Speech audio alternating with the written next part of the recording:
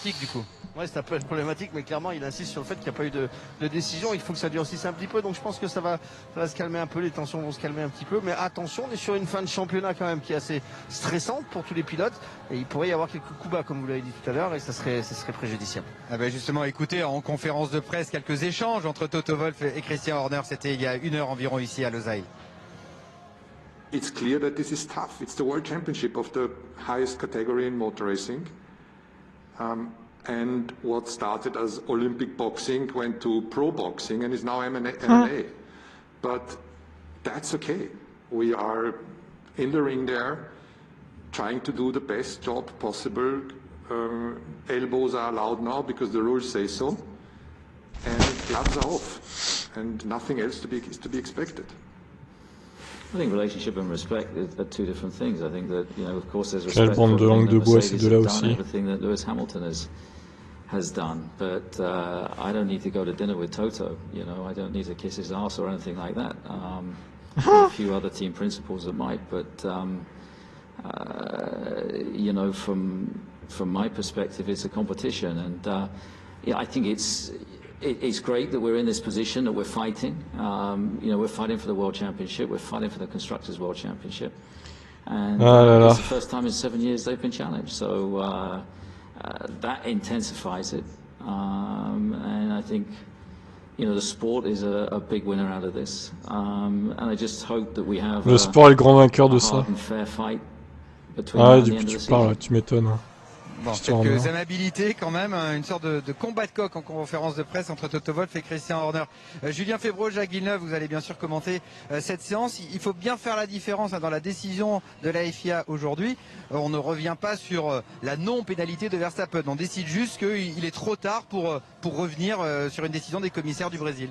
En tout cas, ils ont jugé, non pas qu'il était trop tard, mais que les preuves apportées n'étaient pas suffisamment bonnes. Ils ont trouvé quand même, les commissaires, c'est le rapport qui le dit, que les preuves apportées, à savoir les caméras de Max Verstappen, la caméra 360 qu'on a vue il y a quelques instants à l'image, et également la caméra tournée vers la piste, étaient des pièces intéressantes, valables, mais suffisantes pour éventuellement ouvrir une enquête sur cette action que l'on revoit ici au 48e tour du Grand Prix du Brésil. Donc ce n'est pas cette action qui vient d'être jugée, c'est les éléments apportés pour une éventuelle réouverture qui ont été rejetés. C'est ça la différence, Jacques.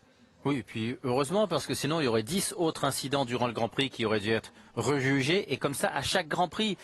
Pareil, on ne revient pas sur un penalty au foot, qu'il ait été bien donné ou non. D'accord.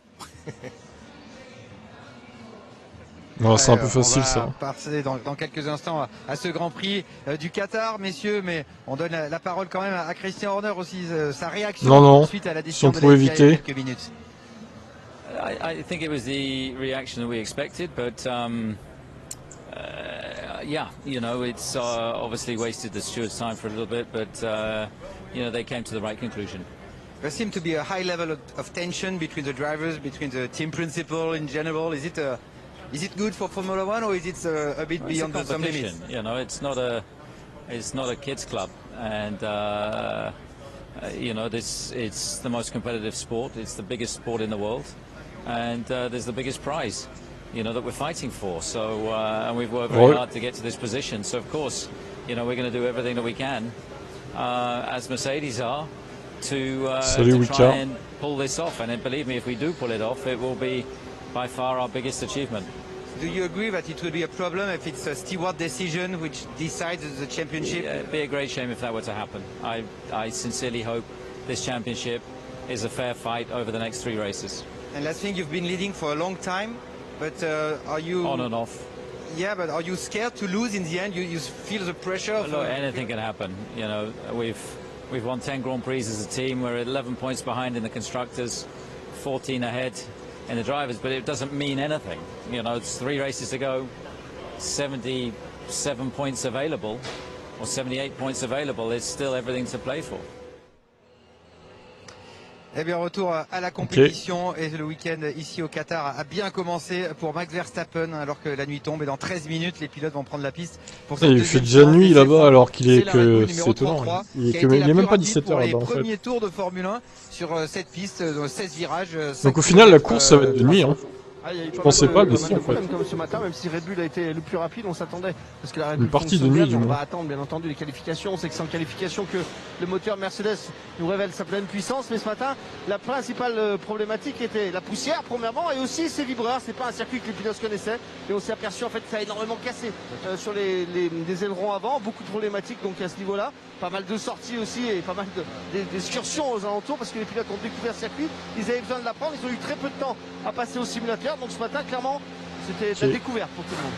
Et puis une piste qui n'est pas facile à cerner, très plate et beaucoup de virages qui se ressemblent. Même pour nous, pour Julien et Jacques, parfois c'est difficile de savoir où on est. Ouais, les virages se ressemblent et très peu de repères. Vous savez que normalement, on a souvent sur les circuits beaucoup d'annonces publicitaires, beaucoup de panneaux, beaucoup de repères en fait de couleurs que les pilotes peuvent tout simplement. Il est un peu vide ce circuit du Qatar quand même. Et puis se rappeler. Ici, n'importe quel virage se ressemble. Très peu de couleurs sur les extérieurs, très peu de panneaux. Et c'est les droites-gauches qui s'enchaînent à des vitesses folles. Donc il va falloir un petit peu de temps encore, je pense, pour les pilotes pour vraiment être précis. Alors, qu'en pense-t-il? On a demandé à Frédéric Vasseur, après la première séance d'essai, de faire le bilan de ses premiers roulages à Losail. Et puis également d'autres pilotes qui donnent leur avis sur cette nouveauté au calendrier de la Formule 1. Le dessin de la piste est plutôt intéressant. Ce qui ne va pas forcément avec la monoplace, c'est les vibreurs très bas qui risquent de poser quelques problèmes de track limit. Mais bon, après, il faut qu'il y ait une règle claire pour tout le week-end et qu'on s'y tienne. Après, j'aime plutôt ça. Moi, je trouve que c'est avec pas mal d'une succession de virages rapides. Non, je pense que c'est un bon dessin. C'est une piste très rapide. Il y a énormément de virages rapides. Donc, en termes d'énergie dans les pneus, on sait que ça va être assez élevé. On pense que pour la course, il va y avoir plus de management que de gestion de pneus que d'habitude. The overtaking and the racing will be probably quite difficult because it's such long corners, but it's also a very wide circuit. So then you can do different lines and so on. So maybe it's not as bad as I think. Ça ressemble pas mal à pas mal de virages comme la Malaisie, comme Istanbul, certains enchaînements, mais avec, je pense, beaucoup plus de dégradation parce que on est sur un circuit qui est au Middle East, donc là il va faire assez chaud quand même. On a les pneus les plus durs aussi, mais ça va être dur de doubler. Il y a beaucoup de rapides. Voilà, il faut avoir une bonne confiance avec la voiture. Les pilotes se préparent à 10 minutes de cette séance. Daniel Ricciardo en discussion avec ses ingénieurs. On va voir le classement. Ce matin, l'Australien 11e, juste derrière son coéquipier Lando Norris. C'est donc le meilleur temps pour Max Verstappen ce matin, avec 4 dixièmes d'avance sur Pierre Gasly et Valtteri Bottas. Lewis Hamilton 4e à 7 dixièmes. Belle perf globale des AlphaTauri, parce qu'avec Gasly 2e, il y a Tsunoda 5e, devant les deux Ferrari, Esteban Ocon est 9e, et c'est donc dans la deuxième partie du tableau qu'on retrouve Ricciardo ou encore Fernando Alonso 17e. Franck, on est devant McLaren, une écurie en perte de vitesse. Alors, ils ont gagné à Monza. En Russie, Norris a failli gagner. À 3 tours de l'arrivée, Norris, il était en tête. Et à partir de ce moment-là, tout a basculé. Et oui, depuis, Ferrari a marqué 2 fois plus de points que McLaren. Ouais, c'est difficile à accepter, c'est difficile à comprendre aussi. On n'est pas à l'intérieur de l'écurie. Est-ce qu'ils ont choisi tout simplement des différents setups, essayer de ramener un petit peu Ricciardo sur l'avant de la scène, essayer de changer un petit peu les réglages, essayer d'évoluer avec la voiture et tout simplement se perdre un peu dans le développement de cette voiture. On sait que tout est bien sûr fait pour l'année 2022 et que cette année-là, on est un petit peu en suspens parce qu'on ne fait pas d'évolution. Je ne sais pas si c'est les autres qui ont évolué, notamment Ferrari avec son nouveau moteur ou tout simplement McLaren qui s'est un petit peu perdu. En tous les cas, c'est un moment assez dur à digérer pour l'instant pour McLaren. Et pour l'instant, McLaren qui a 31 points et demi de retard sur Ferrari, mené par Charles Leclerc et Carlos Sainz. Eh bien, les explications de Lando Norris, est-ce que tout a basculé avec l'arrivée du Grand Prix de Russie? C'était la question. I think it's more of just a coincidence that more of the tracks in the beginning of the season were good for us and didn't suit Ferrari as much, and more of the tracks now suit Ferrari. It's just as simple as that. So yeah, nothing too surprising. Of course, we've just not looked as good from the results and everything, but that's because a few of the teams have made some small steps forward, and especially Ferrari. So yeah, not a surprise, but just it's close, and now they've taken one small step, they're a little bit ahead. Les McLaren en légère difficulté. Pierre Gasly, deuxième. Ouais, il avait été solide également. Bon, au aussi, Mexique, quatrième. Au Brésil également. Est-ce qu'il y a ces bonnes nouvelles ou il ne faut pas tirer de conclusion de cette séance en plein soleil alors que la deuxième séance, la qualification et le Grand Prix seront de nuit? Clairement, il ne faut pas en tirer de conclusion parce que c'est pas du tout les mêmes conditions. Il faisait presque 40 degrés tout à l'heure. Là, ça doit être quasiment moitié moins. Donc clairement, il ne faut pas en tirer de conclusion. Mais en tous les cas, la voiture marche sur ce circuit. Ça fonctionne bien. Même si on change les conditions, le pilote sera à l'aise, sera en confiance. Deuxième et cinquième, je crois que ça n'est jamais arrivé encore pour les AlphaTauri. Donc c'est de très bon augure, ça va bien fonctionner. Il va bien sûr falloir retravailler, redisposer un petit peu tout le setup par rapport aux nouvelles températures, par rapport aux nouvelles conditions de piste. Mais c'est une très bonne entame de week-end. Pierre Gasly performant sur les 16 virages de ce circuit. Julien et Jacques, on peut monter à 3 dans une Formule 1 pour découvrir en caméra embarquée ce circuit de Losail. On va juste laisser monter Jacques, c'est l'essentiel. On va aller découvrir effectivement, Laurence, nouveau tracé pour la Formule 1. C'est 5 km 380 exactement avec cette ligne droite de plus d'1 kilomètre. 1 kilomètre avec un freinage très tardif parce que c'est un virage long mais qui se passe en troisième je crois ou quatrième, légèrement relevé, que des virages arrondis ici, légère accélération, changement de direction, à nouveau un virage en quatrième, on le voit, hein, toujours bien arrondi. Là maintenant c'est une longue accélération pour arriver dans un double droit au bout, pareil avec un freinage assez tard, c'est aux 50 mètres, à nouveau passer en quoi, quatrième, cinquième, double point de corde pour arriver ensuite, c'est difficile à suivre parce que ça s'enchaîne, le virage le plus lent du circuit qui se passe en deuxième, on va appeler ça l'épingle même si c'est assez large.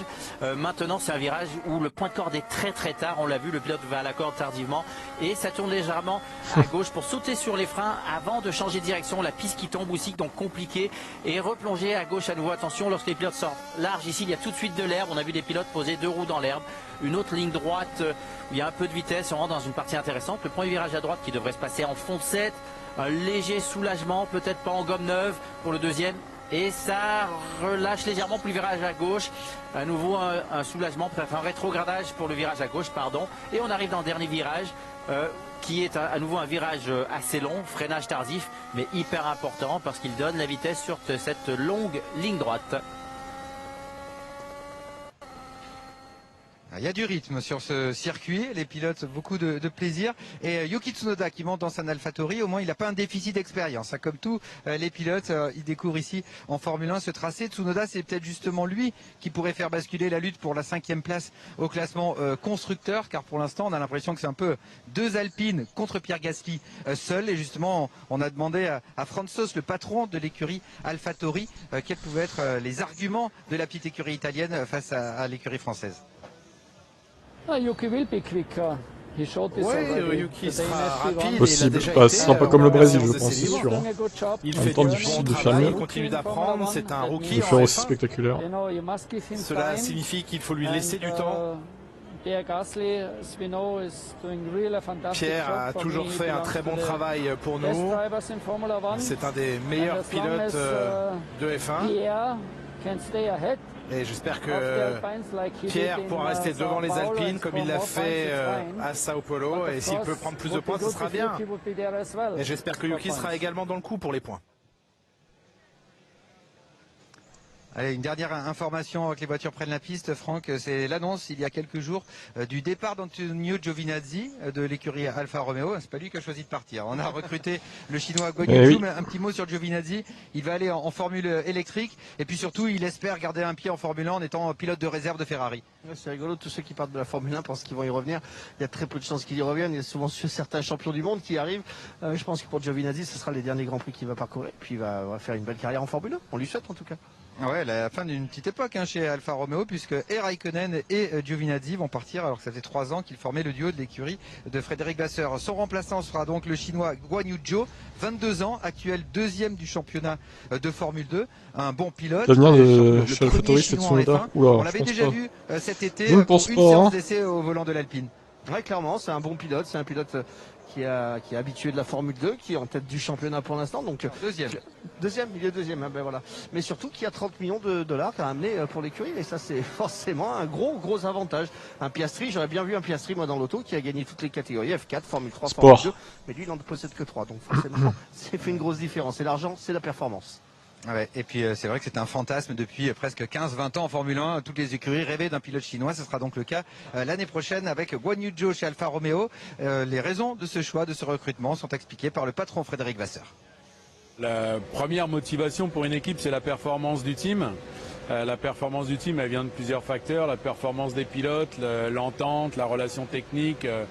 Le budget aussi est un critère, mais pour l'instant, il fait super bien en F2. Oui, alors je réponds à ton message en F2. Là, il est pas mauvais en F2, mais en même temps, c'est pourquoi il a 3 saisons de F2 dans les pattes. Heureusement qu'il est pas mauvais. Allez, un petit point météo avant de c'est quand même le minimum syndical, merde, il a 3 ans de F2 le mec. Non, mais là, les pneus bon, il aurait qu'un an, ok, là je dirais, ok, il a l'air pas mal. Il y a peu de chances de les voir. Mais 3 ans, c'est le minimum syndical pour qu'il soit bon. Hein. Ça va être franchement et utile à observer. Ouais, ça va tout changer, la dégradation des pneus va être différente, la performance des voitures va être bien plus rapide, et puis je pense que les pilotes là vraiment... Ouais, mais là, ça veut rien dire. Circuit ou sur le domaine du pilote, je pense qu'il n'y a pas beaucoup de circuits qui représentent autant de plaisir au volant. Donc on va le nombre de fois où il a redoublé sa F2, je suis désolé, mais à un moment donné, ça prouve qu'il est quand même en dessous de certains pilotes. Je dis pas qu'il est nul non plus, mais bon, faut quand même... Je pense que tu as assez d'expérience sur F1 pour te dire que bon, c'est pas le meilleur pilote du monde, quoi. C'est même l'un des pires du plateau l'année prochaine, je pense. Ah bah moi je pense pas, je pense qu'il sera pareil. En même temps, bon, ça sera dur à comparer parce que Giovinazzi ne sera plus là, donc il y aura même plus Raikkonen. Donc là, ça va être compliqué. Tremblerait presque, une grelotte. Et par contre, la poussière, elle reste sur le tarmac. Oui, les pilotes vont encore avoir un peu de nettoyage à faire dans les prochaines minutes. On rappelle que il va falloir balayer la piste. D'essai libre tout à l'heure, c'est Max Verstappen qui a signé le meilleur temps devant Pierre Gasly, devant Valtteri Bottas et devant Lewis Hamilton. On va avoir l'occasion durant cette deuxième séance d'essai libre de revenir sur la décision de la FIA de ne pas accepter les preuves apportées par Mercedes pour ouvrir une éventuelle enquête sur l'incident du Brésil. Pas mal de points. Ouais, je suis pas trop d'accord pour dire que Giovinazzi a été meilleur que Kimi cette saison. D'ailleurs, ça se voit au classement des points. Certes, il était meilleur en qualif, Giovinazzi, globalement. Mais en course, c'est en course qu'on marque des points, désolé. Avoir toutes les clés liées à cette situation. Et au niveau comptable, désolé, mais Kimi est devant. Si première erreur il y a eu, c'est de ne pas avoir traité le dossier au Brésil à l'instant T lorsque... Parce que bon, je revois son Wikipédia, bon, il a fait deuxième à sa première saison en F4, c'est bien, ok. Chez Prema, bon, heureusement, d'un côté, c'est la meilleure équipe. Une des meilleures. Ensuite, championnat d'Allemagne de F4, il a fait 9 courses, il a fait 15e. Championnat d'Europe de F3, 13e. Ensuite, 16e. Toyota Series Racing, waouh, quel championnat. 6e. Championnat d'Europe de F3, Prema Power Team, une saison complète, 8e. Une derrière, toujours dans la même équipe, 8e aussi. Donc 2 saisons chez Prema, 8e à chaque fois. Pas top, hein. Il n'a pas progressé en fait. Formule 2, première saison, Union Virtuosi, 7ème. Deuxième saison, toujours dans la même équipe, 6ème. Léger progrès. Championnat d'Asie de F3. Bon, pas de grosse concurrence non plus, je pense. Hein. Champion. Et Formule 2, 3ème saison, donc cette année encore. Pour l'instant, il est 2ème. Donc ce n'est pas la première fois. À voir s'il pourra gagner. Une surprise, ce n'était pas très grave, ça n'a rien changé au Grand Prix. Ça va. En tout cas, oui, mais Pays-Bas, du coup, il a fait combien en course, je me rappelle plus. Faut dire que la carrière de Giovinazzi m'en tape un peu. Le règlement ne permet pas aux pilotes de se sortir les uns des autres de la piste. Pourquoi n'a-t-on pas pénalisé Max Verstappen dans ce cas précis? Ça, c'est une autre question. Oui, et l'autre question qu'il faut se poser, c'est est-ce que Lewis serait sorti de la piste sans l'aide de Max ou non? Ça, il est impossible de le juger. Mais bien sûr que non. C'est lui qui l'a envoyé dehors. Pas son virage, et au moment de freiner, il était derrière Lewis. Il avait pratiquement été doublé. Il y a plusieurs phases. Il y a plusieurs phases. Ouais, il y a une longue casse au départ, mais bon. Le dédoublage, où il aurait dû rendre la position. C'est la faute à qui? Je me rappelle même plus ce qui s'est passé avec Giovinazzi aux Pays-Bas. Il y a trop de règles. Il y a trop de règles. Je vais essayer de choper un replay sur YouTube. Je sais pas si je vois. Et on n'a plus de problème. Les réactions que l'on voit en ce moment, ça dépend. C'est pareil à Monza, bon, il pouvait jouer les points aussi, mais. Il y a le Let's Race, laissons-les se battre. Il s'est craché tout seul comme une merde, quoi. A-t-il été respecté ou non?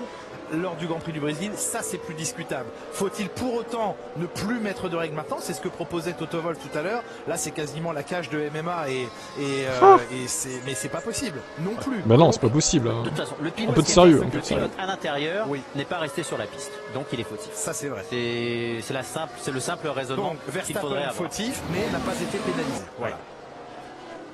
Donc super, le mec, il peut refaire ça. J'espère que Lewis lui fera la même chose. Tiens. Les Pro Max après ils vont rager, ils vont dire il faut pénaliser Lewis. Bah non du coup.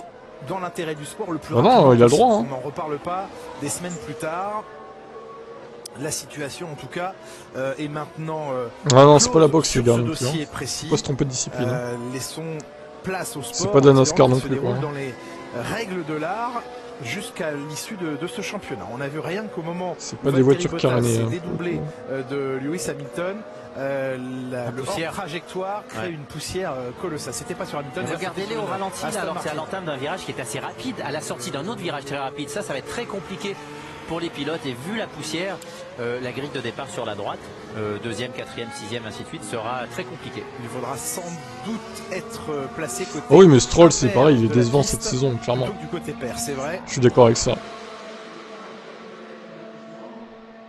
Alors chez Alpine, il y a quelqu'un qui connaît bien. C'est déjà fait caler. C'est David Il va pas faire ça tout le temps non plus. Experience ever. Eh ben oui, Oscar Piastri qui se retrouve assis sur la passerelle de commandement Alpine, qui avait préparé sa petite feuille. Gagner aux 30 millions, faut choisir. Si vous pouvez avoir les deux, vous êtes vraiment bien placé. Lui, malheureusement, est peut-être en passe de remporter le championnat F2. Il reste 2 courses à disputer en Arabie Saoudite et à Abu Dhabi. Malheureusement, il a intérêt à ne pas le gagner parce que s'il le gagne, ah ouais, je revois le replay de Giovinazzi à Zandvoort.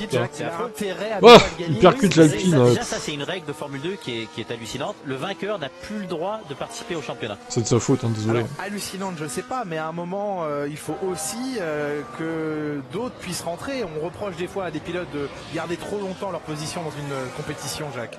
Oui, mais si le vainqueur ne passe pas en Formule 1, il fait quoi? Il va se gratter les cuisses à la maison pendant un an. Il se gratte ce qu'il veut, mais effectivement, la règle veut qu'il ne revienne pas. Oui, sinon il faut aller rouler au Japon une année en Super Formule 1, qui est une très très bonne école.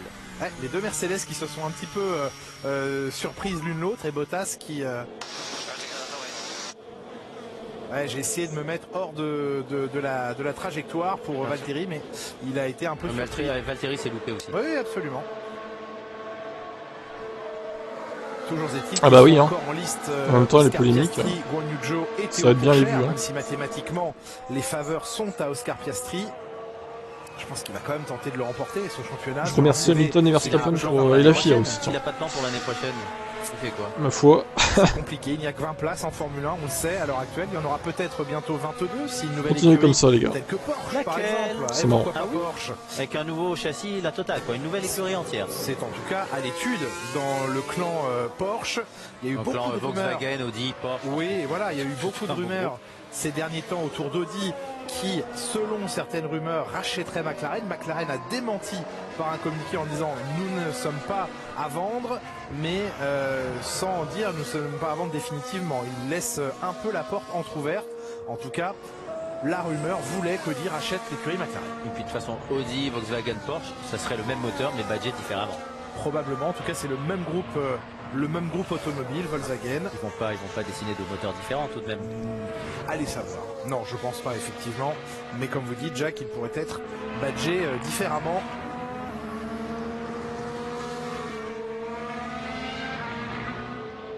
Lewis Hamilton qui se plaignait tout à l'heure en première séance d'essai libre d'une puissance bien moindre. Alors c'est sûr que si on a remis un ancien moteur dans la voiture d'Hamilton pour garder le plus frais possible le nouveau utilisé le au Brésil, procédurier type, pourquoi tu dis ça en fait? Ouais, il avait plus mal au cou. Là, tu as le droit, hein, Chicken, de parler des autres pilotes, m'en fous. Après, bon, Alonso, meilleur temps, mais bon, il est peut-être à vide aussi. Hein. Sous son casque de contrôle. Faut pas croire que. À force de s'énerver, le vent, ça remonte le toupet. Faut pas croire qu'il va truster les meilleurs temps ce week-end. Il était avec Christian Horner et Christian Horner. Malgré que ses fans ne voient son podium. Non plus avec Toto Wolff. J'ai trouvé joli jeu. Qui a gagné, bravo. J'ai trouvé ça très drôle avec Horner, c'est que Horner il a pris un peu de British, hein. C'est très calme et très nuancé, mais on comprenait le message. On parle souvent de la Alors pour le coup, je vois pas non maturité plus des pourquoi tu pilotes. dis Des fois, qu'Alonso est les patrons procédurier. d'équipe sont un petit peu mauvais élèves et élèves de Parce de qu'il cours l'est d'école. pas vraiment en fait, Ça c'est fait juste partie de tout qu'il de tout ce gueule sur spectacle, de tout tout ce le monde décor à chaque fois. de Quoi. la Formule Surtout 1. sur Mercedes et Hamilton. Oui, pardon, Ils n'avaient pas mangé ensemble. Ah non, ils ne mangeront pas Sbina, là. ensemble, ils ne partiront pas en vacances ensemble, mais il faut Ouais, les le choix Sbina là, ensemble. pour l'instant, Franck, vous êtes les devant Ferrari, le c'est pas trop garage, mal. en Bon, tout cas, on ce verra qui les reste essais 2. visible du garage de Nikita Mazepin chez Haas. Quant à Vettel, 13ème. Ça, normalement, c'est pas trop Aston autorisé. À Martin partir du qui moment est où un vous peu démontez toute la en voiture, c'est difficulté, possible. j'ai Et l'impression nous, ce on va week-end. pouvoir passer par-dessus. En tous les cas, on va pouvoir montrer ce qu'il en reste. Regardez la voiture derrière, en fait, elle est toute démontée. Il n'y a absolument plus rien. Donc, je pense qu'il y a beaucoup de travail. C'est surprenant que ça arrive après la première séance. Est-ce qu'il y a une alerte sur le moteur ou sur le châssis? Je ne sais pas encore. Mais en tous les cas, Mazepin ne roulera pas pendant cette séance. Et ça, forcément, c'est pas fait pour améliorer les choses. Et clairement, effectivement, Franck, problème détecté à l'issue de la première séance d'essai libre. Oui, mais alors, d'accord, mais c'est pas être procédurier ça. Probablement, très certainement sur les Clairement. virages très agressifs. Jaloux, c'est Et pas être donc, procédurier, eh c'est bien, être jaloux en nécessité de fait. réparer, mais comme Franck nous l'a montré, Et envieux on ne en roulera fait. pas dans cette séance. On a vu Alonso Procédurier, c'est le mec qui à chaque contact va dire ah non mais attendez, il faut pénaliser ça, machin, un truc.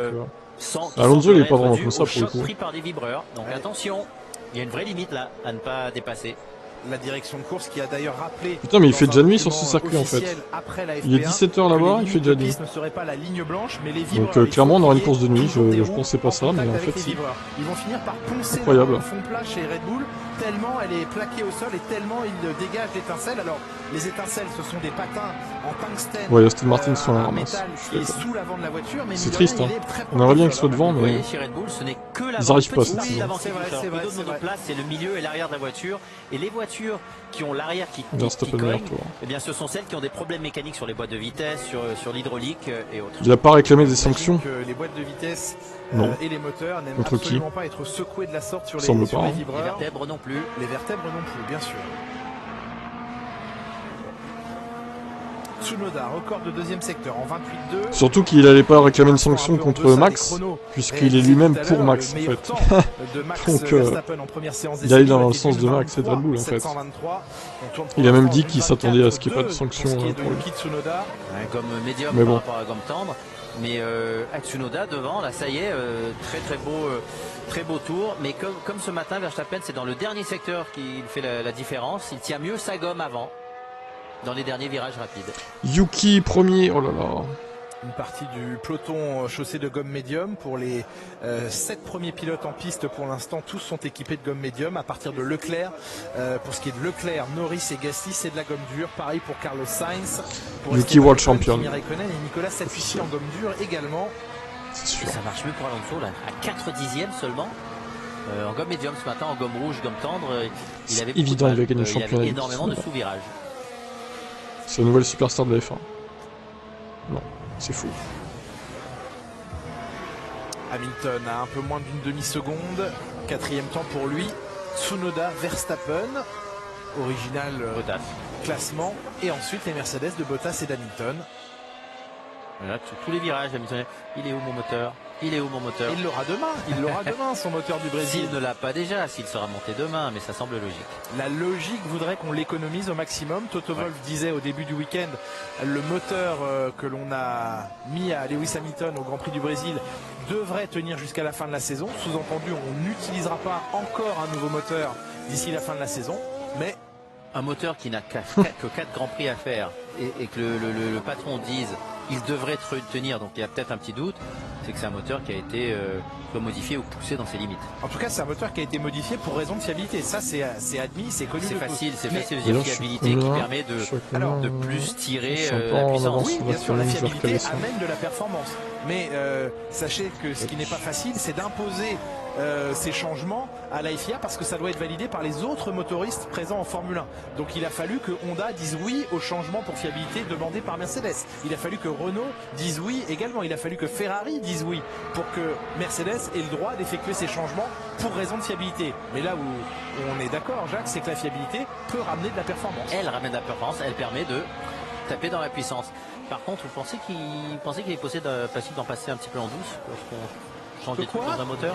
Ah bah en douce non, parce que les moteurs sont quand même un petit peu inspectés par la FIA et les modifications encore une fois sont annoncées. C'est impressionnant ce moteur, vraiment impressionnant. Ah oui, non, mais clairement, mais tout a été impressionnant. Yuki c'est un peu le même combat que tu viens de dire, il y a du potentiel. Il a piloté, il a très bien mais en piloté. course il n'arrive pas à concrétiser en fait. Il ne s'est pas fait avoir par les largesses de piste de Max Verstappen. Clairement, il a accepté sans broncher la première défense plus que musclée de Max Verstappen et ensuite a pris l'avantage. Oh, Pérez dans le 10e de Verstappen. Ça fait quelques grands prix où il est dans le rythme, Pérez. Ouais, enfin en EL1 il était pas trop dans le rythme quand même. Hein. Ah ben voilà, et ça il l'a fait mentir Verstappen. Grosse amélioration. 6 dixièmes quasiment. De la part de Verstappen.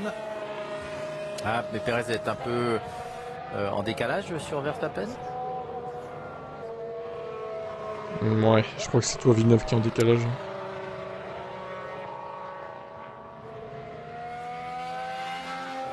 Alors, meilleur temps de Verstappen, il est à 20 millième de son meilleur temps réalisé ce matin. Ouh là là là là là.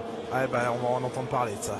Oh l'aileron arrière qui... Verstappen avec ce flap supérieur d'aileron. Le flap encore qui bouge là. À haute vitesse. Oui, et ça c'est généralement ce n'est pas bon pour la vitesse de pointe parce que ça élargit l'aileron.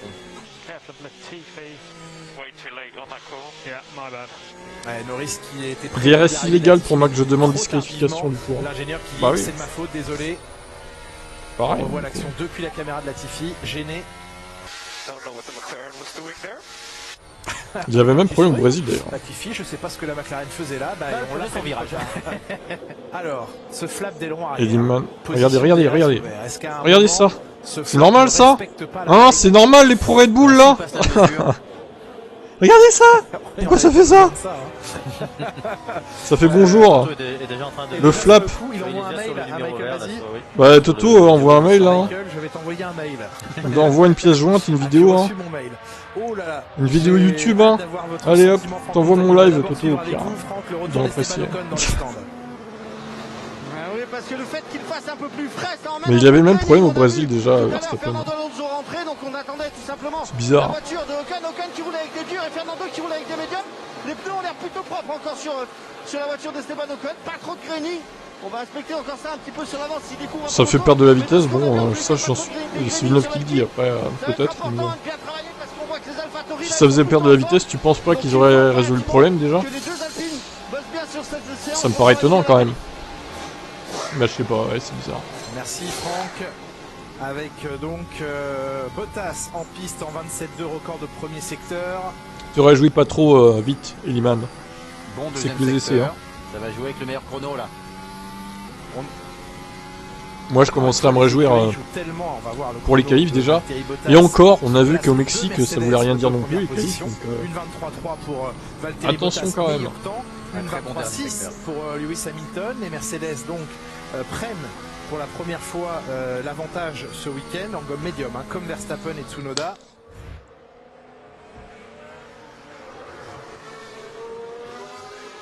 Et Bottas, oui, meilleur temps, incroyable. 23-3, ça commence à descendre, les temps il fait plus frais là. Sur le vibreur. Alors la FIA qui a rappelé donc dans son document 12, 13, 14. Ouais, ça bug, il y a longtemps. Putain de merde. Ça élargit bien la piste, ça, parce qu'ils sont larges les vibreurs. Oui, ça va couper ou pas là? Après, si vous allez vraiment trop au large, vous attaquez l'autre phase de vibreurs, les blocs pointus, et ceux-là ils sont dangereux. Je crois que c'est revenu. De toute façon, donc la léger bug. Elle est cache. Léger petit bug, sans conséquence. Ouais, ce flap d'aileron arrière, Jacques Villeneuve, que l'on vient de voir vibrer, ça ramène toujours au même problème. Il y a ce qui se passe en piste, en dynamique, quand les voitures roulent, et puis il y a les mesures faites en statique dans un garage de la FIA. Et là, le flap, il ne vibre plus, mais c'est quand même très étonnant. Est-ce que ça vous semble déjà être efficace de voir un flap bouger autant comme ça? Non, ça élargit le flap. Donc de toute façon, ça ne peut pas être efficace. Ça fait perdre la vitesse de pointe. Oui, mais il y a un moment donné où il s'ouvre un plus que... C'est qu'il y a un problème, c'est pas, ça c'est pas voulu.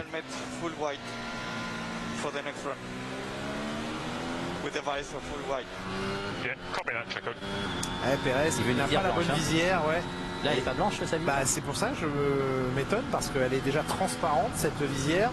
Il demande en tout cas une autre visière, encore plus transparente. Un autre casque, avec un autre type de filtre sur la visière, parce que là l'éclairage artificiel du circuit semble lui poser un souci.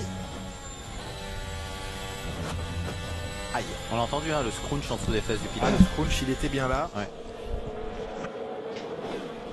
Là, c'est le. Ah, ça veut rien dire, les T-Wing mecs. qu'on voit Arrêtez de faire les choquer. Vous savez très bien comment ça marche. Il les est salé, libres. exactement. Lewis Hamilton. Oh là là, on dirait que vous découvrez la F1. On compare Hamilton et Verstappen avec un peu plus de vitesse d'entrée. Moi, je pense que ça va descendre les temps largement. Ça va descendre en 21 peut-être. Alors Pérez qui est rentré, c'est très sympa parce que comme on est de nuit ici, en fait, on a changé un petit peu le modèle de pit stop. Je pense que ça descend en dessous des 22 quand même. On a un laser vert qui vient trancher 22 la piste, minimum. qui permet tout simplement au pilote de bien se 21, poser. 8, On va 9 attendre peut-être. tout simplement que la voiture revienne se positionner dans le stand. Vous allez voir, Pérez, c'est pas compliqué, il a 3 casques. Ça va être compliqué à prononcer. Donc on va pouvoir clairement voir celui qu'il préfère et puis on va essayer de jeter un œil. Ah, il y a Max Verstappen derrière qui va arriver. On va regarder également sur son aileron arrière pour Max Verstappen. Peut-être qu'Hamilton a un vieux moteur. C'est pas quelque chose qu'il aimerait avoir, c'est plutôt une difficulté. Quand on a un aileron arrière comme ça qui bat, forcément vous perdez un petit peu de temps. C'est pas un avantage. Non, mais c'est vrai quoi, à un moment vous faites les choquer parce que Mercedes domine, mais vous savez très bien que ça peut changer d'une séance à l'autre. À un moment donné, je vous apprends rien quoi. Surtout toi qui as des d'expérience quand même en F1. Au niveau de la voiture, tout va bien. Donc ça veut rien dire, hein. Arrêtez de paranoïer là. Encore faire réagir chez Mercedes parce que. Moi je m'attends à tout avec cette équipe Red Bull et avec Mercedes aussi d'ailleurs. Sous régime de parc fermé. Alors pour des pièces identiques, donc Ricardo est plus rapide que Norris, 3 dixièmes et Vert très rapide. Pour les remplacer par des pièces identiques. Ouais, pour l'instant ça va Ricardo. On va voir s'il va tenir la séance de l'heure. Parce qu'on avait une pièce cassée qui a empêché de passer le test. Mais bon, il faut pas se fier au temps qu'on voit là. Moi c'est ça que je vois. Change des pièces de son aileron arrière et c'est vrai que le week-end dernier, avant la course, Red Bull a changé le flap supérieur plus des éléments qui amortissent l'ouverture du DRS sous régime de parc fermé. Et Mercedes dit ça suffit, ils changent trop de fois leur pièce. C'était hier, simplement rappelé que quand ça se produisait de trop nombreuses fois, il demandait à l'écurie en question de renforcer définitivement la pièce. Là on voit une pièce battante, est-ce que c'est lié? Je redoute vraiment le fait que ça aille T'as loupé le coche. En plus, on te l'a dit, que ça allait être le lendemain, mercredi. En tout cas, d'explication et de réclamation. Il est dispo en replay sur le Discord. Je vous écoutais, religieusement. J'essaie de comprendre où vous alliez avec votre. Mais c'est bon, c'est bien. Et on inspecte Franck Montagny en ce moment même l'aileron arrière de Max Verstappen. Ils l'ont vu, ça répare l'aileron avec du scotch chez Red Bull. L'écurie des pauvres. C'est un des top ingénieurs de cette écurie. Clairement, regardez, il est en train de poser un marqueur dessous pour essayer d'avoir un retour. Allez, c'est une photo d'un crack peut-être. Avoir une bonne idée de ce qui se passe sur exactement sur le DRS, c'est exactement ça. Ils sont en train de prendre une photo avec le téléphone. Ils prennent une photo là, oh, triche. Là, on parle de Formule 1 avec ils envoient ça à Michael Masi là. On triche, regarde, Michael, pénalise-nous. Mais clairement, c'est un problème, ça fait perdre du temps pendant une séance. C'est un problème. Ils essayent de résoudre depuis plusieurs grands prix qui n'ont pas réussi à trouver. Ils n'ont pas réussi à trouver la solution. C'est aussi ça la problématique de faire des back-to-back, d'enchaîner des courses. Ça fatigue les hommes, mais ça fatigue la mécanique aussi. Eh oui, on a vu au Mexique déjà des problèmes d'aileron arrière qu'il a fallu renforcer. Des champs, oula, il laisse des pièces un petit peu partout là. Antonio Giovinazzi, il a laissé un dartboard là, je crois. Une pièce assez imposante et longue, oui. Ah, ce circuit qui va beaucoup faire souffrir. Ouais, la lune, je viens de la voir. Pas falloir être dans la lune, Jacques Villeneuve, ce week-end. Il va rester concentré pour ne pas endommager sa monoplace. Il n'y a pas eu l'éclipse, Thierry? Alors celui qui va s'éclipser, c'est Antonio Giovinazzi chez Alfa Romeo. Mais l'éclipse n'est pas prévu ce week-end au-dessus du Qatar. En tout cas, la lune rousse était très belle.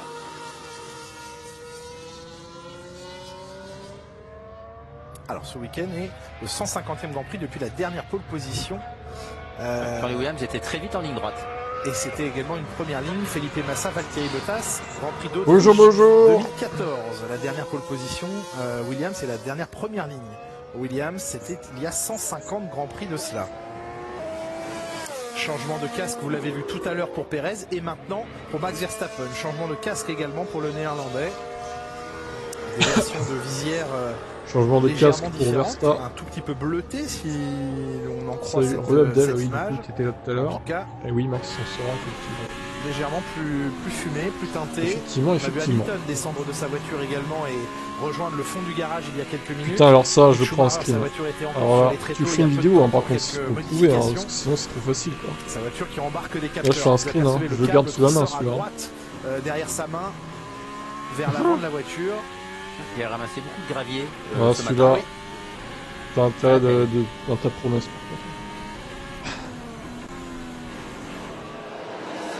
Et à nouveau, comme en première séance d'essai libre, Franck, de nouveau un problème d'aileron avant sur la voiture de Lewis Hamilton.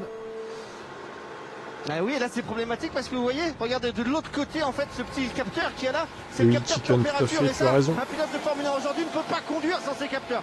Sur le volant en permanence, vous avez une mettez un pouce bleu, un pouce bleu. La température exacte du pneumatique, mais il faut impérativement connaître cette température pour pouvoir faire fonctionner la voiture de la meilleure façon. Et là c'est tout simplement ce capteur qui a n'hésitez pas à donner votre avis sur Max Hamilton. Regardez, ce matin on a rafistolé un petit peu l'aileron avant, on le voit très bien, cette marque noire au niveau de l'accroche ici qui a changé un petit peu. Ça va être difficile ce week-end, les ailerons avant, les ailerons arrière, les fonds plats. Bref, il va falloir rester dans les clous. Oui, exactement. Trouver les limites performantes, mais aussi fiabilité sur ce circuit. Les voitures souffrent beaucoup sur ce tracé. 3 fois Lewis Hamilton déjà aujourd'hui. Oui, il vaut mieux éviter qu'il y ait des fuites. Un virage où il passe légèrement avec une position différente, un vibreur qui le prend différemment. Circuit à la physionomie caractéristique typée moto, hein. Jacques Villeneuve, ces grands ronds, ces grands arrondis. Oui, mais c'est joli, même c'est joli au pilotage, il y a du rythme, c'est agréable. Franck nous confirme que les pièces ont été aussi renforcées sur l'aileron avant de Valtteri Bottas par mesure de sécurité.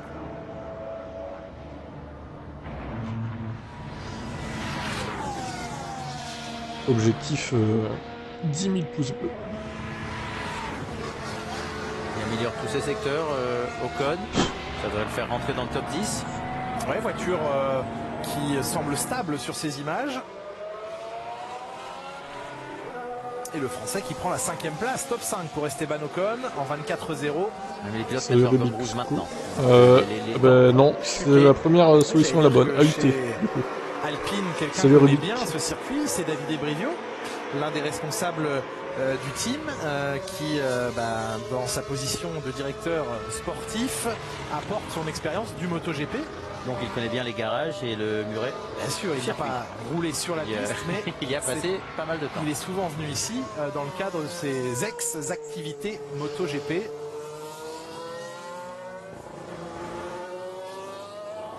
D'ailleurs, cette poussière en moto, ça va être compliqué. Ah oui, clairement. Tant qu'il n'y a pas d'autres catégories de support, comme on les appelle, à avoir rejoint la Formule 1 ce week-end sur ce tracé. Donc seuls les F1 font le ménage.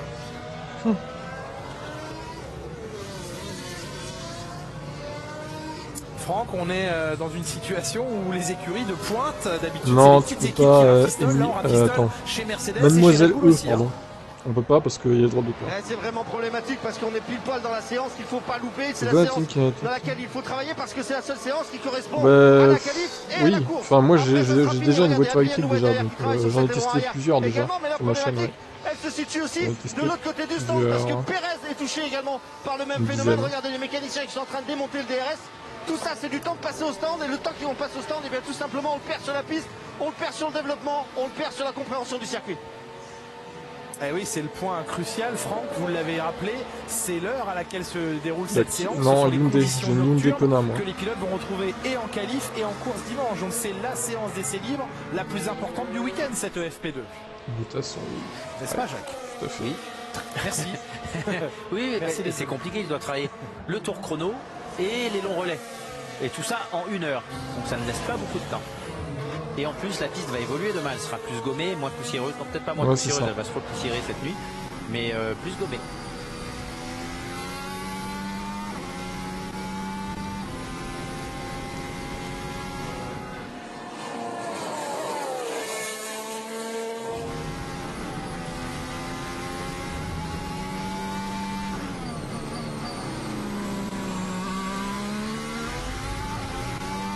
Bah oui, j'adore. Hein. C'est vraiment bien quoi. Je repasserai pas au thermique, hein. C'est mort. Hein. C'est tellement nul en fait.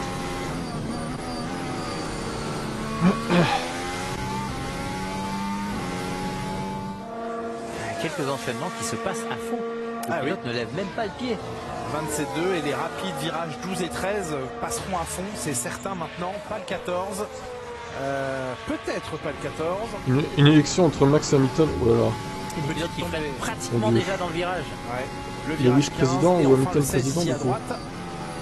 La ligne, les secteurs maintenant gomme rouge, 27-8. Ah, les temps sont vraiment en train de bien tomber. Il va battre son propre temps de 1:23.324. Le voici en 1:23.154, Valtteri Bottas. Comment 2 dixièmes C'est déjà pas mal. Il avait déjà fait un tour en gomme rouge. Oui, voilà, Tsunoda, 4e temps maintenant. Oui, des fois on fait du fort. Le thermique, il n'y a que ça de vrai. Pour l'instant, en léger retrait d'un dixième thermique, secteur sur Valtteri Bottas, mais il lui reste ce dernier secteur. On fait du Fortnite, ouais. On va peut-être en faire ce soir d'ailleurs. Éventuellement.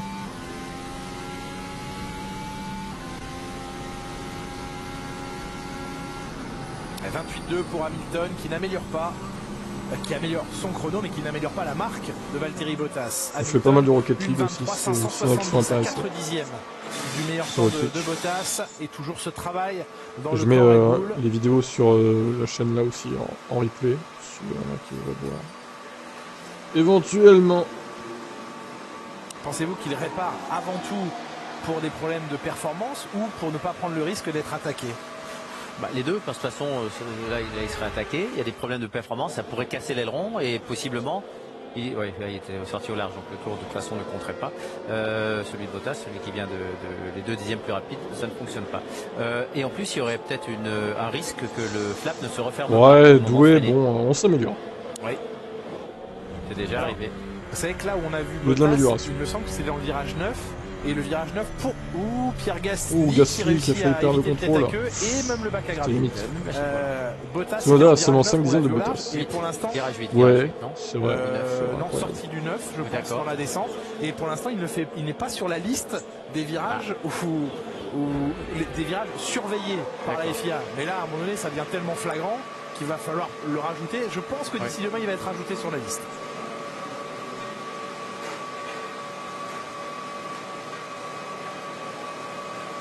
On rappelle, Jacques, les virages pour l'instant sous contrôle FIA. Virage numéro 4. T'as bousillé ton joystick gauche, et ensuite l'enchaînement des 12, 13, 14. Non mais attends, la console est neuve, t'as déjà bousillé ta manette. Virage à droite et le comment tu fais quoi? Peut-être donc bientôt d'autres non mais là c'est en trop quand même. À même. la liste surveillée. Ils y vont tous un peu au large dans ce virage 8. T'es énervé dessus ou quoi? Ou alors c'est de la qualité de merde quoi la manette.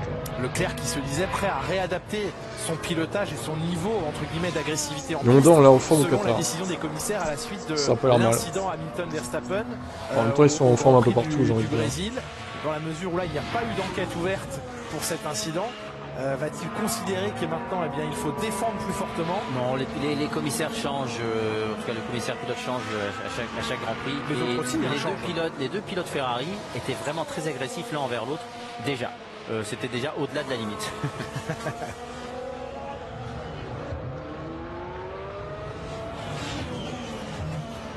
Ce qui est dommage, c'est qu'on parle d'agressivité de défense, alors ce dont il faudrait parler, c'est de l'agressivité d'attaque, de dépassement. C'est ça que l'on veut voir. Oui, non pas des défenses trop agressives, et ça, on en a de plus en plus. Ça coûte cher les manettes de Xbox, je crois.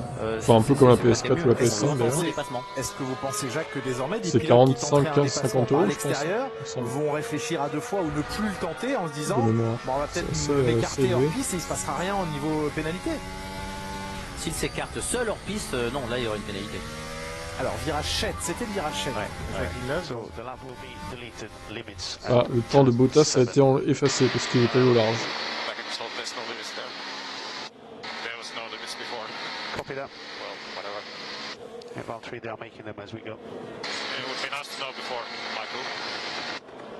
Mais là où il a tort, Bottas. Attends, traduisez d'abord, Jacques. Oui, d'abord, on lui a dit que son tour était annulé pour le virage 7. Et Bottas dit ah, mais ils n'avaient pas parlé du virage 7 avant. Oui, mais là, il était à 20 mètres en dehors de la piste. Oui, bon, là, il faut besoin une mauvaise foi de dire qu'il y a une limite de piste là. S'il faut de toute façon essayer de rester sur la piste. Là, si on est à 5 mètres au large, ça ne comptera pas. C'est logique, pas besoin de le préciser. Il faut bien garder en tête 2 choses. Il y a les virages surveillés par la FIA, donc auquel la FIA attache. C'est pas de la qualité terrible, hein, j'ai l'impression que c'est mon Xbox. Une vigilance particulière, mais tous les virages de la piste encore fait à l'arrache, sont sous la même règle du code sportif. Ils vendent ça au prix fort et puis au final c'est de la merde la qualité. Un avantage en dépassant les limites de la piste, ça vaut pour tous les virages. Là on parle de virages sous surveillance accrue, mais la règle elle vaut pour l'intégralité du circuit. Puis s'il était à la limite du vibreur, ça il le sait, hein, Bottas, mais il était 5 mètres au large. Gagner du temps ou des positions en ne restant pas dans les limites du circuit n'est pas autorisé par le règlement de la Formule 1. Ça vaut pour tous les virages. Ah bah ça.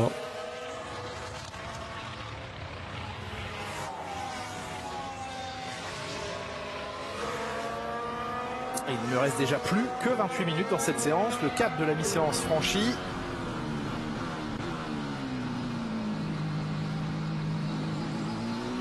Pérez a repris la piste. Ce n'est pas encore le cas de son coéquipier Max Verstappen, toujours au stand. Alors cet aileron arrière, regardez, la prise de vitesse DRS ouvert. Il vibre légèrement, mais on n'est pas dans les quantités de vibrations qu'on a pu voir chez Verstappen. C'est sûr. Et il retombe vraiment même Gran Turismo, hein, je vois qu'il y a des gros bouchons des fois, même si je joue que plus c'est trop au en ce moment moment. où il Mais pose le pied sur le frein. j'ai eu des courses, c'était violent encore. Le mec il faisait un peu peur. Virage numéro 3. Mais Gran Turismo c'est un peu mieux parce que t'as quand même un système de rang, de fair play, etc. Il y a la classe de pilotage, le rang de fair play, c'est pas mal. Le 6 ici à gauche. Ça évite de tomber dans des sessions où il y a des gens qui font n'importe quoi. Alors après il y a peut-être le même système sur les fins 2021, on est parti classer, je sais pas du comment ça dernier marche. secteur. Ouais, en 27-8, Pierre Gasly à 33 millièmes de Bottas au moment où Max Verstappen sort de la voie des stands, nous confie Franck en gomme rouge. Ah bah ouais, des dégâts en plus. Ouais, Pérez Ouais, tu peux jouer dans des parties sans sa dégâts décision aussi. d'arrêter sa tentative à cause du trafic. Des pneus neufs C'est pour mon drôle. Max Verstappen. Et Bottas qui vient de reprendre son meilleur chrono. Identique à celui qui avait été effacé, je crois. Ouais, une 23:148 avec de nouveau le record de premier secteur en 27-1 pour lui. Il remet Pierre Gasly à 2 dixièmes. Alors Leclerc s'était pourtant écarté. Ouais, bah oui.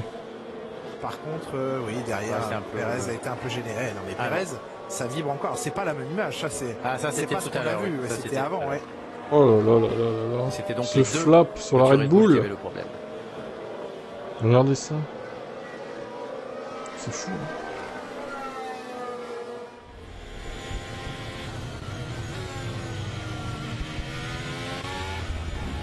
Ouais, au large ici, Carlos Sainz comme Vettel tout à l'heure, comme Pierre Gasly, qui viennent mordre la fin du vibreur. Oula, oui.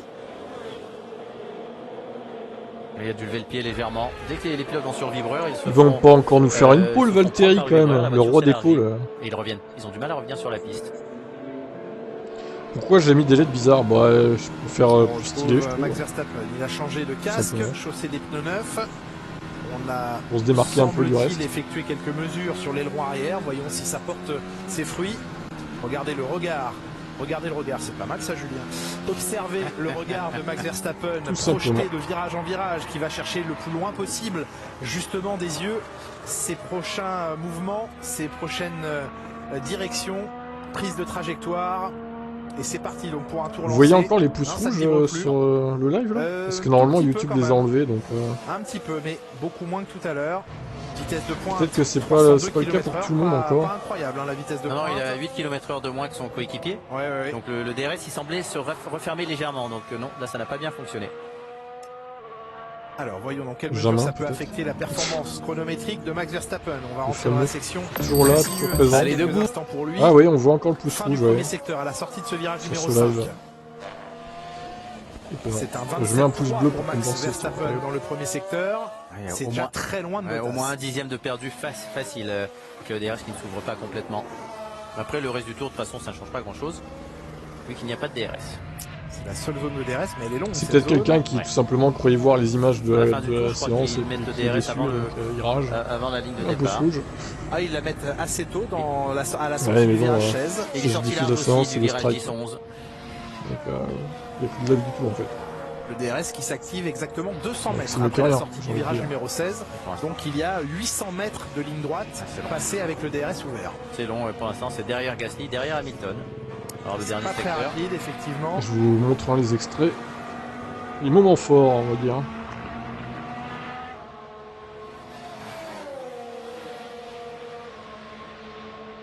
Et Verstappen qui arrive, 4ème. 4 dixièmes maintenant. La tendance est inversée là entre FP1 et FP2. Ce ne sont que des essais libres. La puissance totale des moteurs n'est pas exploitée et délivrée. Très proche d'Hamilton, Oui, Verstappen peut-être à 2 9 dixièmes de perdu millième dans la ligne seulement. droite de départ et un autre dixième à l'arrivée. Mais ça ne suffirait pas pour aller chercher Bottas. Sous-virage, beaucoup de sous-virage ici pour Ouh, Verstappen. ce virage là, Un ouais. dixième ou deux de perdu dans ce virage-là. 3 dixièmes plus lent que Bottas à cet endroit. Enfin, pas un bon tour là de la part de Verstappen.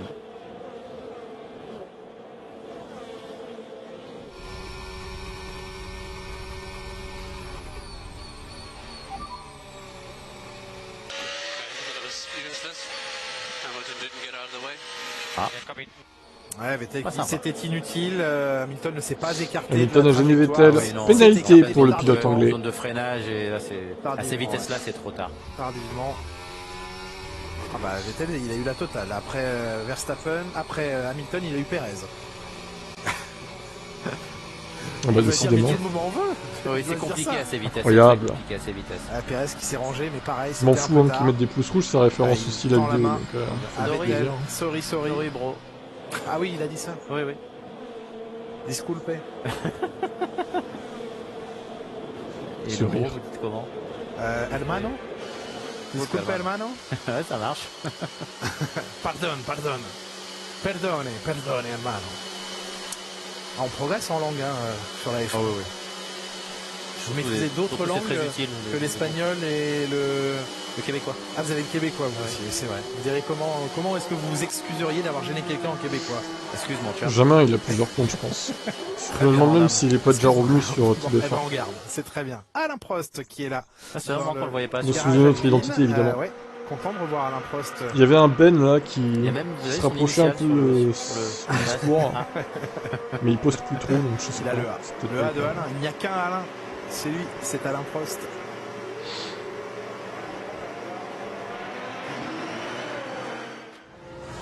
On ne sait pas, Abdel. Ce ne sont que des supputations.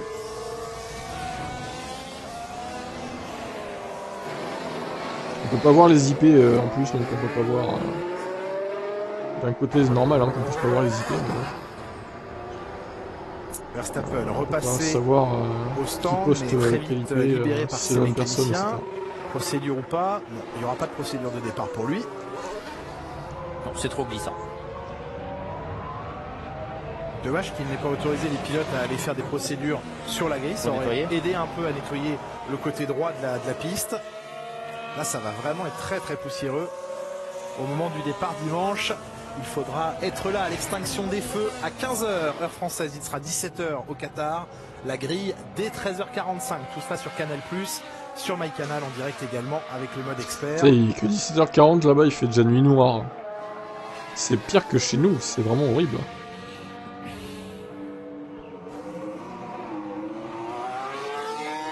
Regardez l'évolution Si de t'as la un bataille au community championnat manager, tu peux entre retrouver Lewis les trolls Hamilton et Max community. Verstappen. Chassé croisé. Avantage C'est-à-dire Verstappen un qui a eu community beaucoup d'avance manager, jusqu'au Grand Prix qui check les d'Autriche. commentaires Et à puis chaque ça fois. s'est de nouveau recroisé. Bah, Puis j'essaie le plus souvent retour possible de regarder vos l'avantage à Max commentaires, hein, Verstappen, de mais toute l'écart façon, s'est donc, réduit depuis le Grand Prix du Brésil pour je qu'il n'y ait plus m'aperçois de maintenant que qui, 14 points qui est similaire d'écart à entre lui. Verstappen ou pas, et Hamilton. Une sortie toute proche du garage pour Mais bon. Pierre Gasly, Franck, d'ici quelques instants. Ouais, Pierre Gasly qui a mis le moteur en route et qui est en train de se rafraîchir encore pour les dernières instances avec le mécanicien qui toujours refroidit ce moteur parce qu'il fait chaud et humide quand même sur ce circuit les pneus déjà utilisés. Le deuxième temps de Pierre Gasly, visière fermée et ça part sur la piste. Attention, il y a un autre pilote qui arrive. C'est son mécanicien numéro 1 qui tout simplement l'informe de ce qui se passe sur la pit lane. Ce mécanicien-là, en fait, son travail, il n'est pas compliqué. C'est d'abord de donner l'information à Pierre quand démarrer la voiture. Cette information, il la prend de son ingénieur qui est là-bas. Ensuite, il va se reculer sur cette pit lane. Comme le fait le caméraman, regardez, il va reculer, et au même moment, il va se retourner sur ce côté-là, voir ce qui se passe, parce que le pilote, depuis l'intérieur du box, peut absolument rien voir, et c'est à ce moment-là, tout simplement, Qu'est-ce qu'il que le raconte, mécanicien va Francky? lui dire d'y aller. Eh ben merci Franck pour cette mise en situation. On a caméra embarquée sur ce que voit et ce que réalise le mécanicien numéro 1 des pilotes. Toujours un peu de pression pour eux quand même.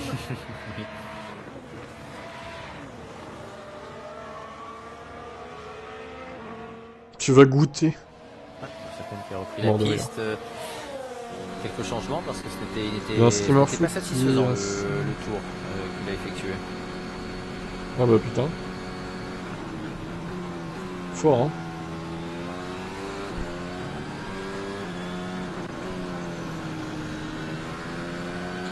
Non, mais il n'y a rien de très particulier à Abdel en ce moment.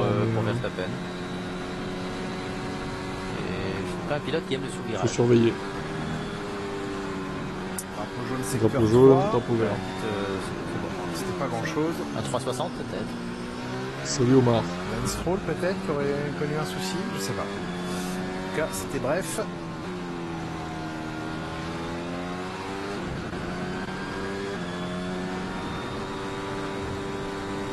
Il améliore son premier secteur. Gomme usée pour Verstappen. Ça va mieux que tout à l'heure là. Oui. Ça passe mieux aussi au virage 10 pour lui. Fin du deuxième secteur. 28-0, il améliore. C'est toujours 3 dixièmes moins rapide que Bottas. C'est la deuxième sortie sur les gommes, donc ce n'est pas le meilleur de la performance disponible.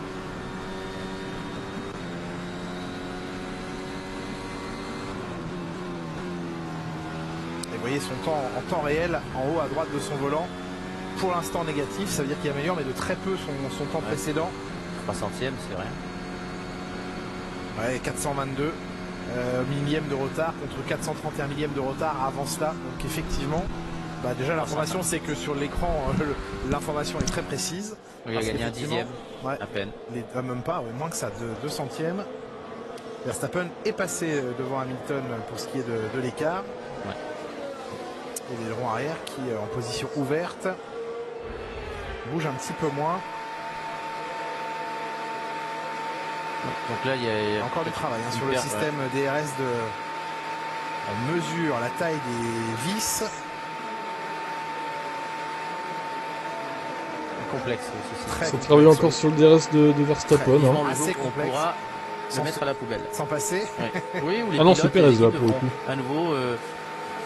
Il y a le même problème d'ailleurs. Les équipes ont l'espoir que les nouvelles monoplaces que nous découvrirons en 2022 permettent rapidement de pouvoir se passer de ce DRS. Pourquoi? Parce que la philosophie des voitures 2022, c'est de pouvoir se suivre de près en virage et donc de sortir des courbes vraiment collées les unes aux autres pour pouvoir s'attaquer ensuite. Parfois, même en moto, c'est difficile de se doubler.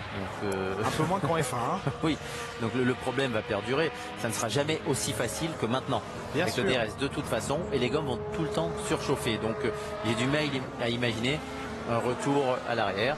Mais pas de DRS voudrait dire des prises de décision dans les réglages. Aller avec beaucoup d'ailerons pour être vite dans les virages ou avoir de la vitesse de pointe, moins d'ailerons, des voitures plus difficiles à piloter. Ce n'est plus le cas aujourd'hui, cette décision n'est plus nécessaire. La multiplication des dive bombs au freinage, des freinages tardifs. Franck, le retour au stand de Verstappen. Oh, c'est pas dit que ça disparaisse. Hein. Regarde, on va sculpter un petit peu. Alors, les pneumatiques, c'est bien parce que maintenant j'ai bien repéré le mécanicien qui s'en occupe, donc ils vont venir directement vers nous. On va pouvoir aller regarder quand même un petit peu. Pas mal de surchauffe sur le pneu avant gauche. On voit que la collerette est vraiment remontée sur l'intérieur, donc beaucoup de température. C'est marqué en dessous, non. C'est peut-être ce qui montre aussi le live timing en dessous. Si tu vois pas, tu mets en 720p. Tu verras le classement. Qui ne supporte pas le survirage. C'est pour ça que la voiture est très pointue, très sur l'avant, très Gasly deuxième. très relevé, qui va glisser énormément. Et puis regardez ouais, l'arrière, fois, on est déjà en train de mais bon. sculpter. Ce DRS, les mécaniciens sont déjà Stroll qui a fait une apparition en 6ème place. Un petit peu. C'est ce tyran de DRS qui pose problème. C'est pas l'aileron en lui-même qui pose le problème, c'est vraiment le système de DRS. Ouais, il faut qu'ils trouvent des solutions parce qu'ils savent aussi chez Red Bull qu'en face Mercedes ne laissera rien passer. Toto Wolff le disait, on va scruter la moindre non Abdel, c'est pas ça. D'ici la fin de la saison, le moindre scotch qui se c'est juste qu'on avait des doutes sur certains. La diplomatie s'est arrêtée au dernier Grand Prix. Non, je l'ai dégagé jamais. Et donc Red Bull et Mercedes se savent l'un et l'autre, épiés, scrutés par l'adversaire qui est prêt à bondir pour éventuellement émettre des soupçons, émettre des réclamations. Par contre, ABCD, je suis quasi sûr que c'était lui. Se conformer du coup, je l'ai banni. Il me l'avait aussi. Pour ne pas risquer de... ABCD, il y avait très forte présomption. C'est une escalade. On optimise l'entrée des stands ici, Lewis Hamilton. Ah, est-ce que le circuit est bien? Honnêtement, pas très fan perso. Je pense qu'en course, ça aura du mal à se suivre. Les pilotes, légèrement de travers dans la ça me paraît un peu compliqué. et de face à la sortie du virage 2. Donc à l'arrière, dans le virage 12-13, il se passe à fond.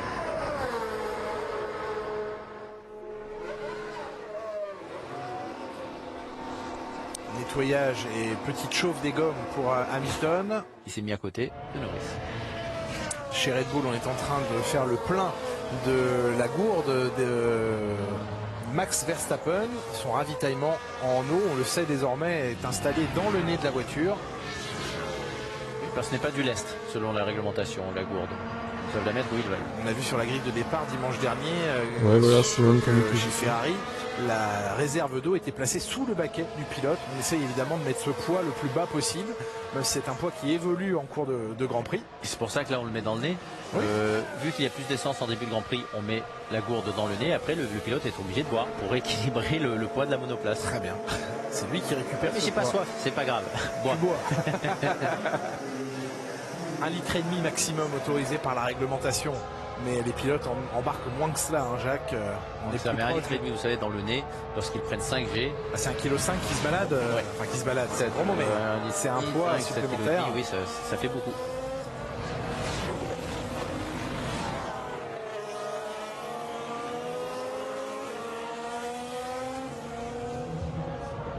Bah, il a des airs de Bahreïn un peu aussi, mais avec plus de courbes.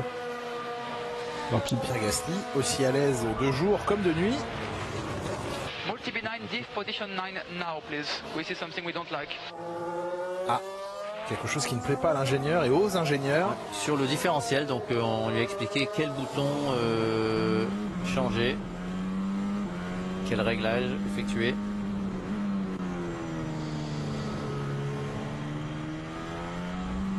Ouais. Mais je préfère Bahreïn, c'était choisir quand même.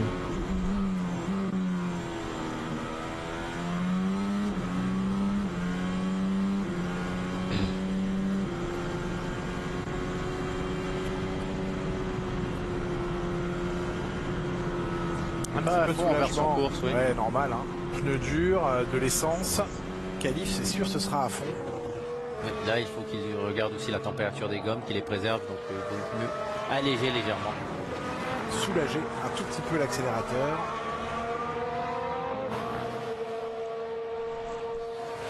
Gasly deuxième, c'était déjà son classement lors de la première séance d'essai libre. Il est bien sur ce tracé, Pierre Gasly.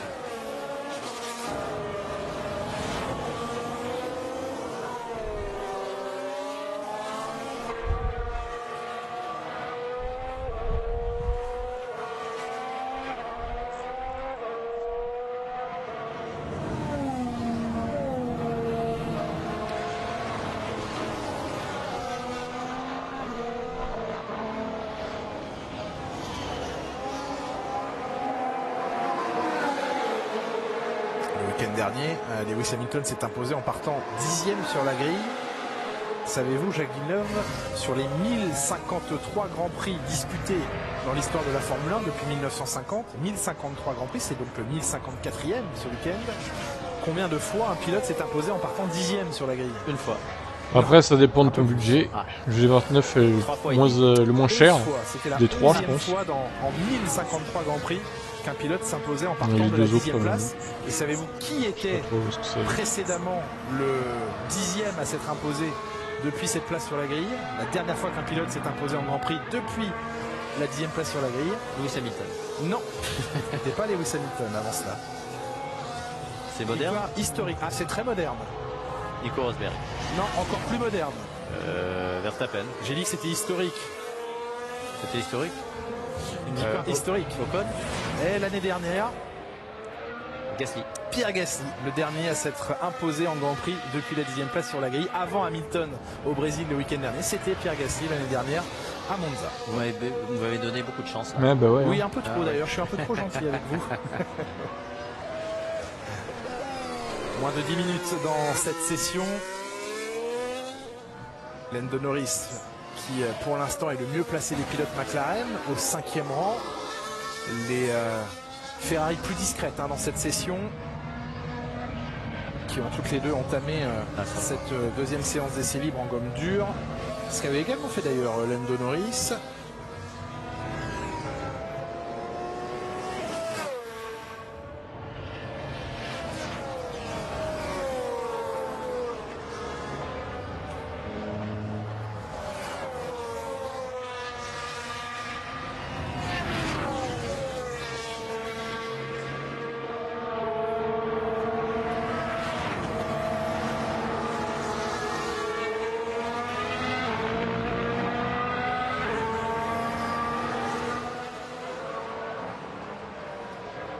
On voit pas beaucoup de sorties de piste sur ce tracé. Très peu d'erreurs. Un seul passage vraiment au large Schumacher ce matin. Oui, qui est passé par le bac à gravier. Carlos Sainz, pour vous faire mentir, qui a été faire une petite erreur peut-être. Voilà, non, l'enchaînement des virages 4 et 5, un peu large. Et là, les roues sont au-delà du vibreur. Bien Voilà. au-delà. Dans ce cas de figure, le temps est annulé. Il faut que les roues restent en contact avec le vibreur. On va peut-être mettre de l'huile sur l'extérieur de la piste. Mettre de l'huile, là, vous êtes original. Ça glisse, les pilotes n'iraient Oui, pas. bien sûr. Ouais. Du beurre fondu. Des clous, si vous voulez des aussi. clous. Des clous, bien sûr. Des pots de banane, voilà. Ah, ça c'est Encore votre mieux. côté Mario Kart. Ah bah, Giovinazzi, il va découvrir le Mario Kart l'année prochaine en Formule électrique. Pilote de Formule électrique l'année prochaine. Tiens, merci pour la transition, Jacques Villeneuve.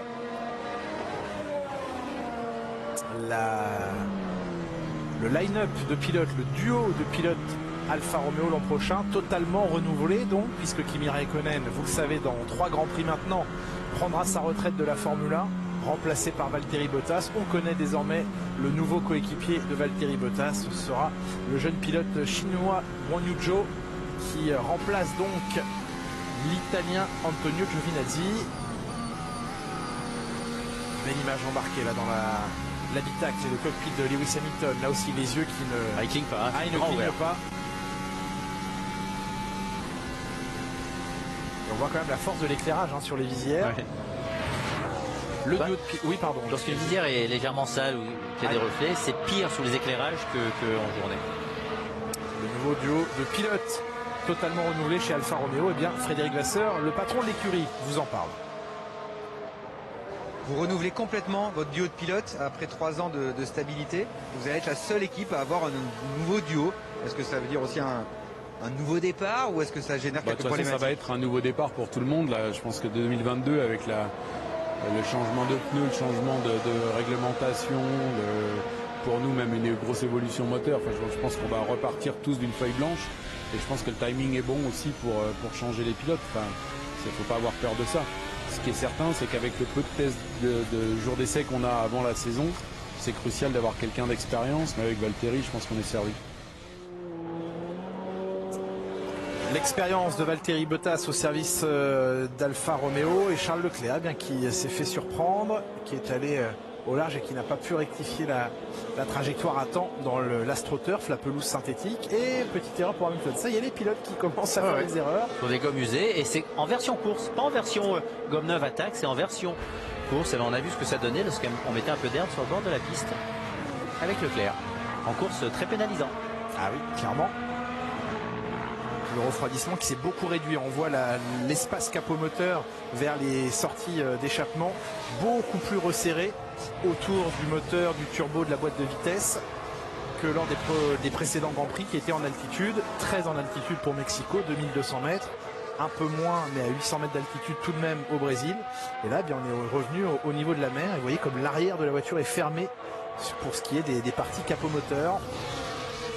Je crois pas que ça serait un bon circuit où changer de moteur et avoir une pénalité ici. C'est pour ça que Mercedes a choisi de servir sa pénalité au Grand Prix du Brésil. Ouais, très bon choix. Il reste 5 minutes.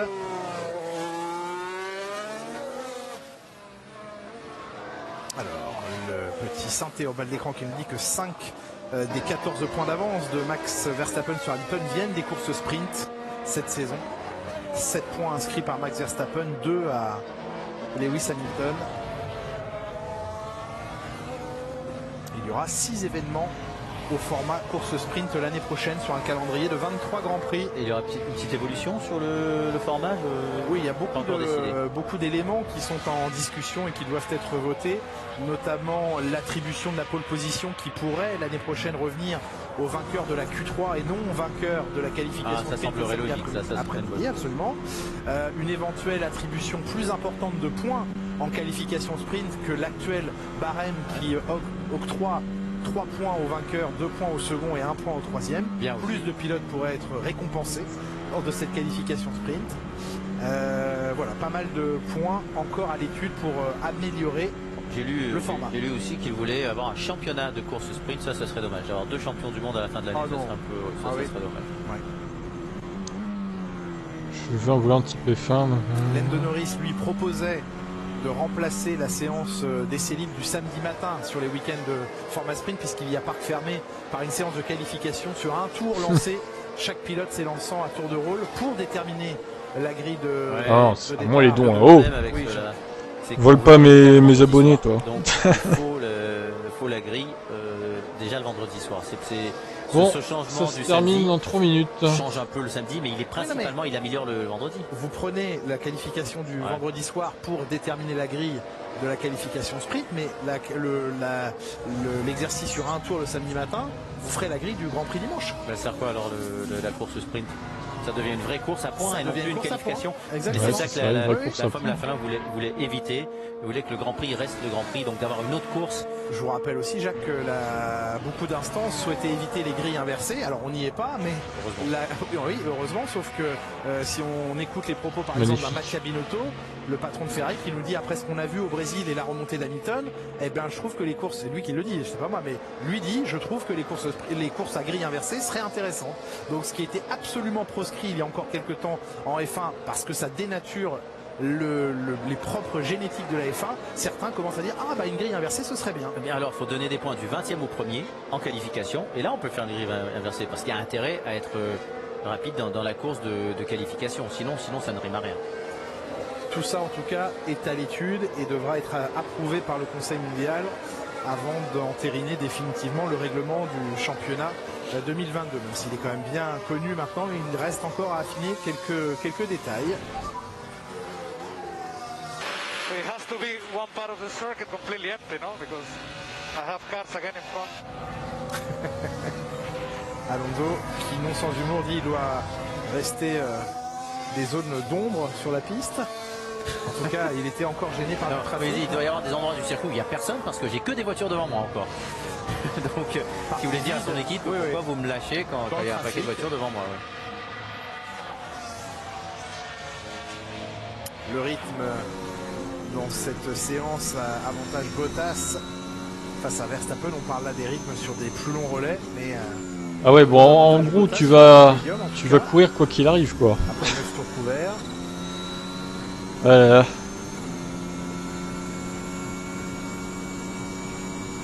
c'est vraiment un rythme d'enfer en version relais Grand Prix là. Bon bah je prends un screen aussi, hein. On attend la vidéo avec impatience.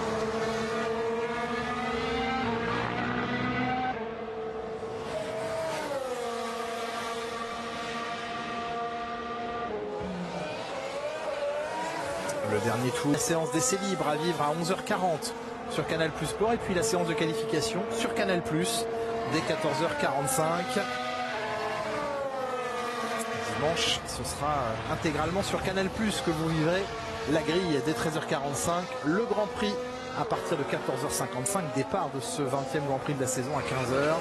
Suivi de Formula One. Un petit blocage de roue de Valtteri Bottas. Et bien sûr, dimanche, je vous ai dit la grille à 13h45, mais Jacques, vous ne manquerez pas la Power Stage du rallye de Monza, qui va déterminer les champions pilotes et constructeurs en championnat du monde des rallyes. Ce sera dès midi à vivre sur l'antenne de Canal+, avec Stéphane Gentil, avec Pierre-Louis Loubet, le dénouement du championnat du monde des rallyes 2021, et Pauline Sanzet, bien sûr, qui accompagnera nos journalistes et consultants sur le rallye.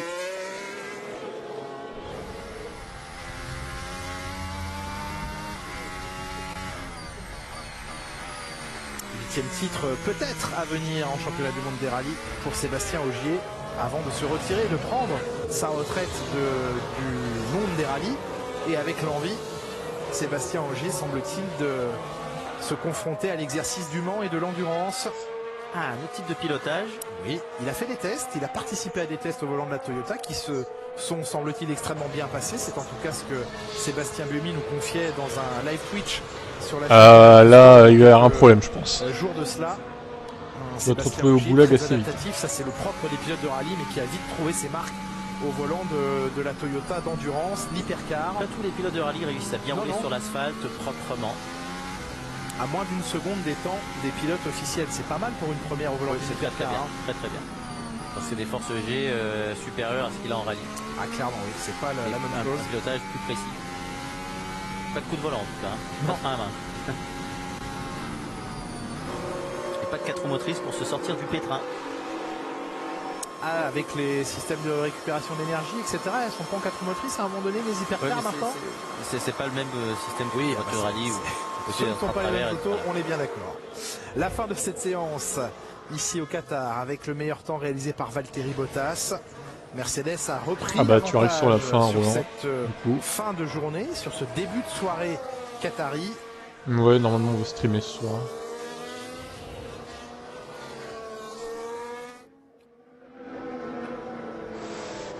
Bon et moi j'arrête là. On a failli s'endormir avec ces deux hein, quand même. La bonne stabilité de la monoplace de Valtteri Bottas. Allez, je vous laisse.